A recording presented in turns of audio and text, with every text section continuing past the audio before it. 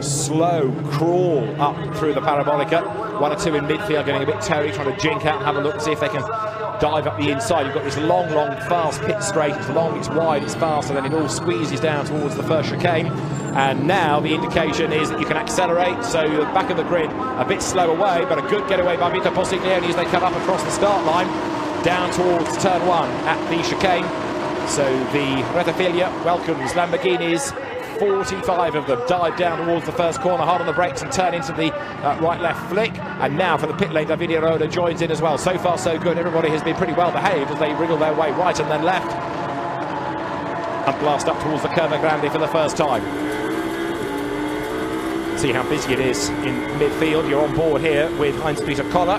He will give way to Edoardo Liberati. He's going to make this car go very, very well in the second stint, but Koller needing to keep it up there as best he can as they dive down towards the second of the chicanes. Then for the first time, the Varianti della Roggia, 1 or 2 being squeezed out a little bit wider. The race leader then, Vito Postiglione, trying to get away. Everybody else funnels their way through, just kicked up in the background, and everybody in the right direction, aren't they? Yes, I think so, just. They dive now through the first of the 2 Lesmo curves for the first time. Postiglione trying to get away to build this advantage. Somebody's gone way, way wide and hard into the barrier. And that looks like it's the Conrad car of Fabian Vettell. He shares with Kari Schreiner. And so it's not been a bad start in the Formula 1 season for the Vettel family, but not a good start for the Lamborghini part of the operation, I'm afraid.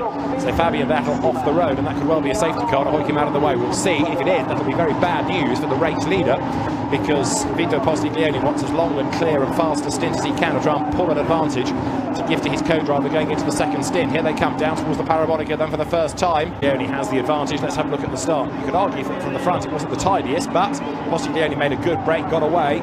Calvin Snooks fending off Boris Spinelli, but in so doing, Spinelli left the door open to Rick Brokers, who went round the outside of him, so Brokers gaining ground on the outlap. So Brokers through, gaining ground, and Postiglione it is at the end of 2 laps that now leads by 2 seconds. You see the way that he secured the advantage going down towards turn 1.